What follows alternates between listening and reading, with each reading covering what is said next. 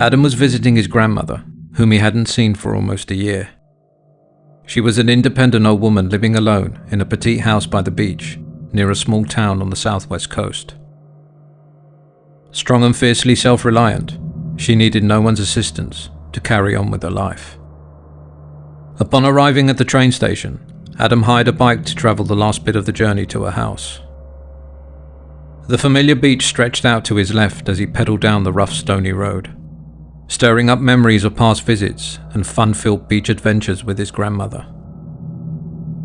It was an overcast day and the sea was unusually turbulent. When he arrived at her house, he knocked on the door, but there was no answer. Confused, he assumed his grandmother must have gone into town, so he decided to wait for her on the porch. As time passed, however, and there was no sign of his grandmother, a pang of worry began to gnaw at him.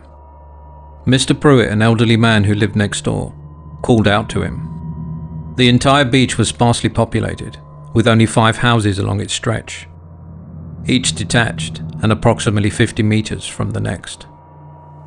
Adam, hoping for some information, sprinted towards Mr. Pruitt's house. They started conversing on the porch, the rain pouring around them. Mr. Pruitt admitted he hadn't seen Adam's grandmother, which unnerved Adam.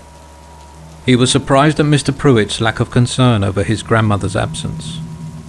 When questioned about his unannounced visit, Adam confessed he planned to surprise his grandmother. The indifference Mr. Pruitt showed towards his grandmother's whereabouts sent alarm bells ringing in Adam's head. Mrs. Pruitt suddenly appeared and suggested to Mr. Pruitt that they should call the hospital. The thought further intensified his concerns. With no cell reception, Adam felt a chilling sense of isolation. His anxiety heightened as he embarked on the journey to town, battling the pouring rain. Upon arrival, he found the usually vibrant town strangely silent and deserted. Even the grocery store, typically bustling with activity, was vacant, with the store clerk mentioning he hadn't seen any customers all day. The ominous weather seemed to cast a pall of silence over the town. The worry that was gnawing at Adam earlier turned into a full-blown panic.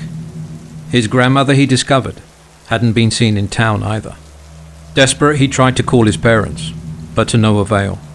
The lack of contact with his family was disconcerting. As the downpour continued unabated, he cycled back to his grandmother's house, his heart pounding with fear.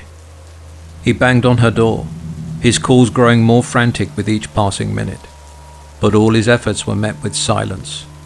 With a sinking feeling, he stepped back into the rain, raising his eyes to the house, calling his grandmother's name one more time. Out of the corner of his eye, he saw Mr. and Mrs. Pruitt on their porch watching him. Confronting them, he demanded they tell him where his grandmother was. As the rain drummed on the porch roof, the couple insisted his grandmother was okay. But the situation was growing progressively darker. Adam was losing control, accusing them of harming his grandmother. At that moment, a police car pulled up. An officer stepped out into the deluge and approached Adam, asking him if he was all right. Adam, nearly hysterical now, pointed to the Pruitts, accusing them of hiding his grandmother. But the policeman surprised him with an unexpected revelation. His grandmother was back at the police station. The shock was too much for Adam, and he collapsed on his knees, unconscious, before he hit the ground. The next day, Mr. and Mrs. Pruitt visited Adam in the local hospital. Adam was still sleeping, a testament to the strong sedatives he had been given. He was oblivious to their visit and the world outside.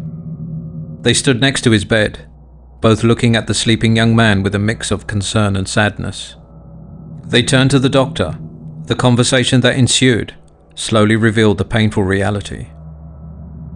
Mr. Pruitt kept insisting that it was far too early to have let Adam back into society. Adam's grandmother had passed away at the impressive age of 103. They understood the severity of the situation and the impact it had on Adam, who was still in denial about the loss of his grandmother. They agreed with the doctor that Adam needed time to accept the truth. His therapy was ongoing for a year, but had clearly been insufficient. Adam had been holding on to the hope that his grandmother was still alive.